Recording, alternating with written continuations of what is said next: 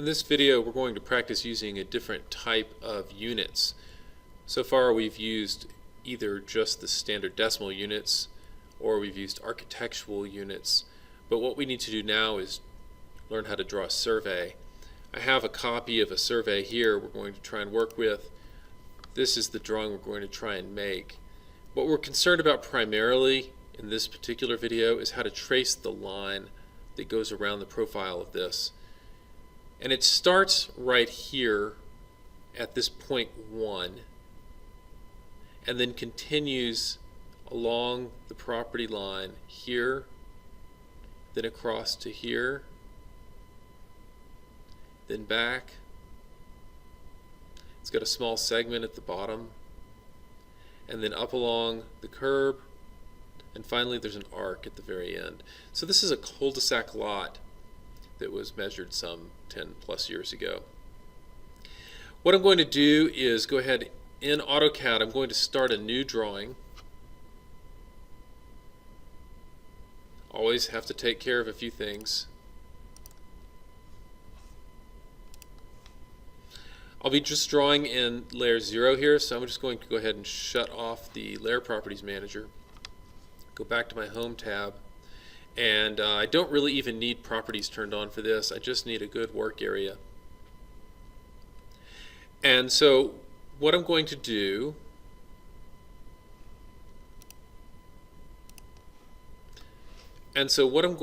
here is change my unit settings. I'm going to leave the length as decimal. But if we look at this survey, what we'll see is that the distances are given in 2 decimal places of a foot. So it's to the to the hundredth of a foot. And in order to make AutoCAD do that, what I'll do is turn my precision to 0.00. And I'm going to change my angle is the bigger problem. The angle is not going to be decimal degrees because in surveys they use surveyor's units, and so I'm going to change it to that. Here the precision says in 0DE, and that would indicate that we could move in a degree increment. But what I need to be able to do in order to mimic this work is look at this. I need to see that it measures to the degrees and minutes in all of these different locations. And up here it says degrees, minutes, and seconds. So I need to actually be able to input seconds. Let's go back over to AutoCAD and change our precision here so that we can do degrees, minutes, and seconds. So every degree is divided up into 60 minutes and every minute is divided up into 60 seconds. Once I've got these units set, I'm ready to go. I click OK. And I'm going to start with my first line. This drawing is a little bit hard to read, but what I know is that if it starts at point 1, it's going to continue north, but it's going to veer 15 degrees, 52 seconds, and it's going to go north and then veer 15 degrees, 52 minutes, and 45 seconds towards the west for a total length of 138 feet. I also have some text here that describes that. Let's take a look at that text for just a moment. If I maximize this out, it says that it will start corner 1, the southwest corner, found the rebar, and then continue 15 degrees, 52 minutes, 45 seconds west for a distance of 138 feet to corner 2. And so what I'll do there is use this information here, but I'm going to type it in the way AutoCAD wants it. AutoCAD has a very specific format that it needs this from. If we look at the drawing units, we have some sample input, and what it's telling me here is that it needs the distance, and then it needs an angle, and then finally it needs an in. Then there's a degree followed by the D, a minutes followed by an apostrophe, a seconds followed by the quote marks, and then either east or west. Take a look at the formula that I'm putting up on the screen here. you want to write this down.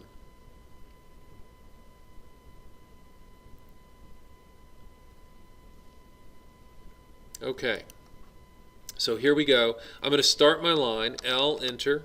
My first point is always going to be at the origin, 0, 0, enter.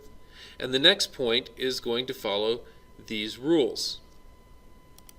I'm going to hold this up on my screen and put it over to the side. I'm going to minimize AutoCAD a little bit so I can see both of these things at one time.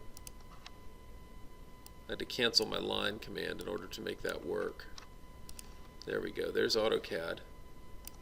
And in the background, I need to be able to read those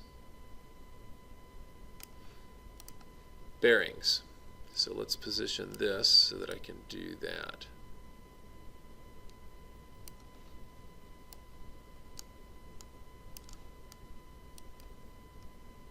There's quite a few of these. And I can see my survey here. Zoom out just a little bit so I can kind of see what I'm trying to create, and I can see my lines here.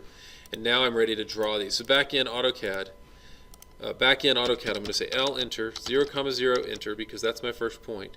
My next point is at, remember, the distance comes first, 138. I'm not in architectural, so the foot mark is not recognized by AutoCAD. I just type 138, angle, and then I'm going to type in 15D, 52 minutes, 45 seconds, W, enter. I can see my line has shot off the screen. In fact, it's so long I can't even mouse to the next point. But what I have to do is every time I enter a new point, it has to measure from the location that I've just landed at. Just like a surveyor would mark a point, then he'd find his bearings, he'd walk the distance, mark the next point, find his bearings, walk the distance, mark the next point. And so in order for me to do that in AutoCAD, the thing to do is to use the relative inputs. So I'm going to say the next point is at, and then the distance, 33.62, then the bearing, angle south, but I'm turning 87 degrees, 41 minutes, 48 seconds to the east. And I'm going to watch my line jump. I did something wrong. I forgot my seconds mark. So I need to go ahead and do that again. At 33.62, angle, south 87,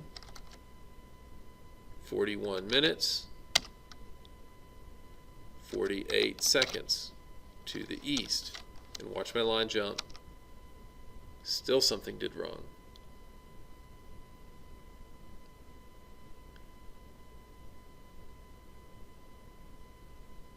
At that time I forgot the D. Okay, so here we go. At 33.62, and then I'm going to go angle south 89D. Oops, let's get it right. 87D, 48 minutes, seconds east. So it was 87.48, 0. 87.48, 0. All the tick marks there, east. Enter, and I see the line jump. Now I'm ready for the next one, which is at, this time 92.83, angle. This time it's also going south, but now it's 89D, 41 minutes, 0 seconds. I'm also going east, and it's going to jump a little bit more. Wow, what am I forgetting this time? Forgot the seconds mark again. Yeah, this is a tedious process, no doubt. 92.83. Now the angle, south 89, D, 41 minutes, 00 seconds, east. It should jump quite a bit. Yes. Okay, I'm going to go ahead and finish this up. I don't need to read every dimension out to you.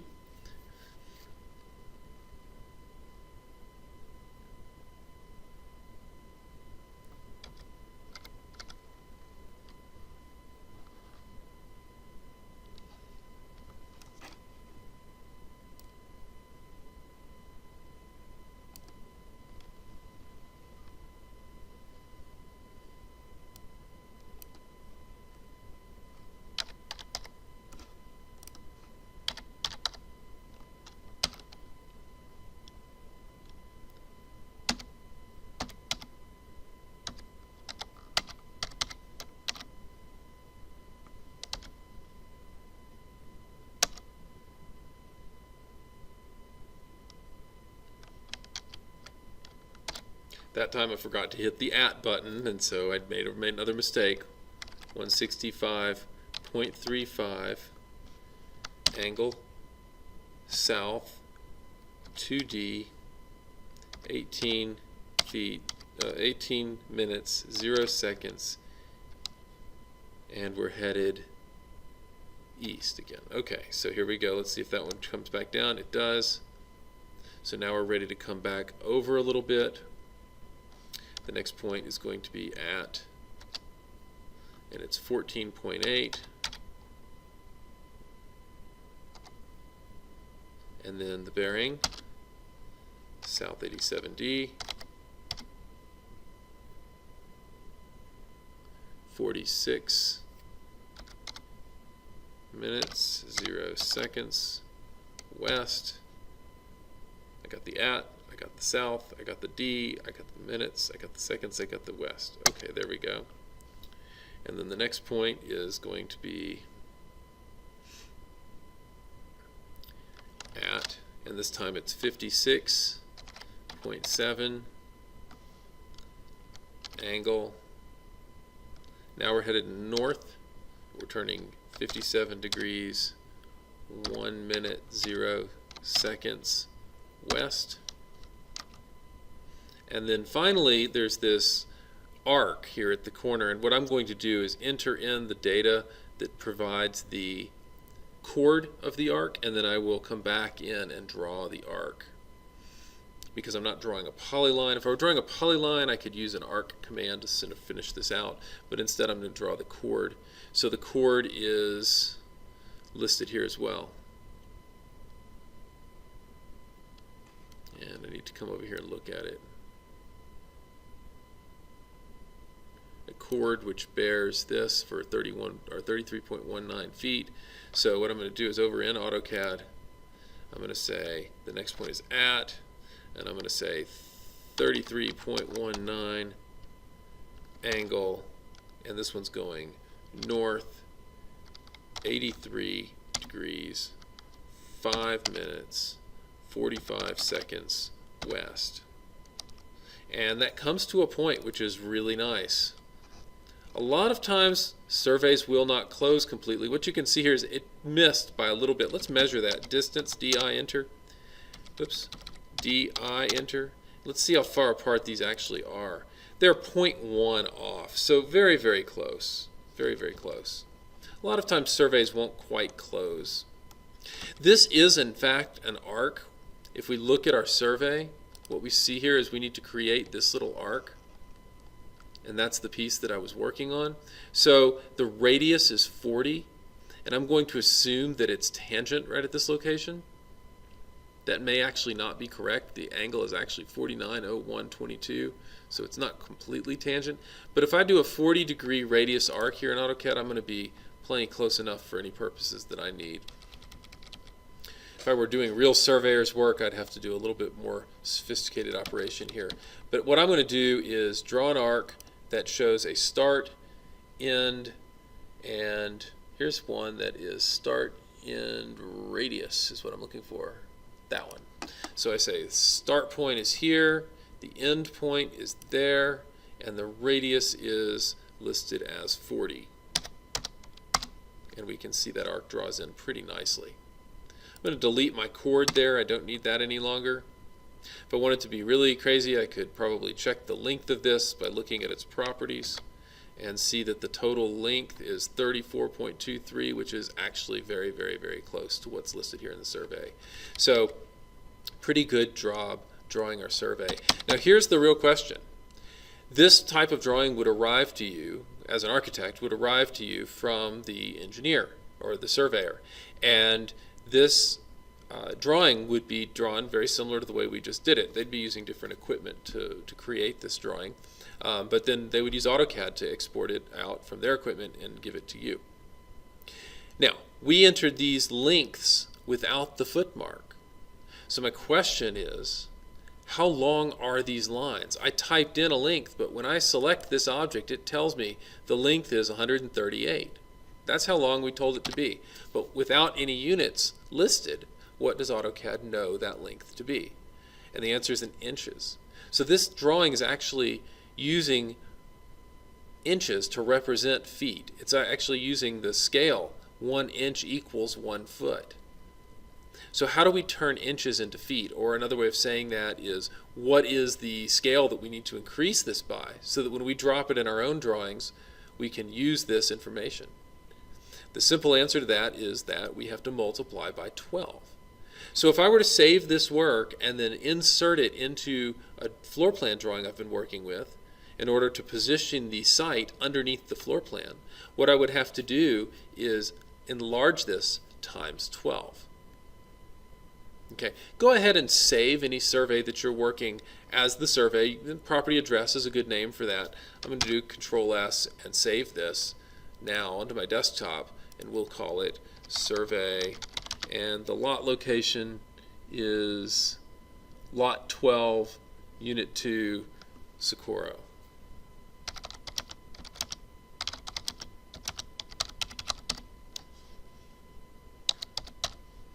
And I'm going to go ahead and save that on my desktop.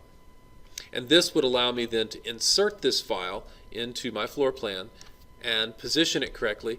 And in the architectural work, we would actually take the survey and we could rotate this survey so that we could align it with our plan, and we could then scale it up to be the right size.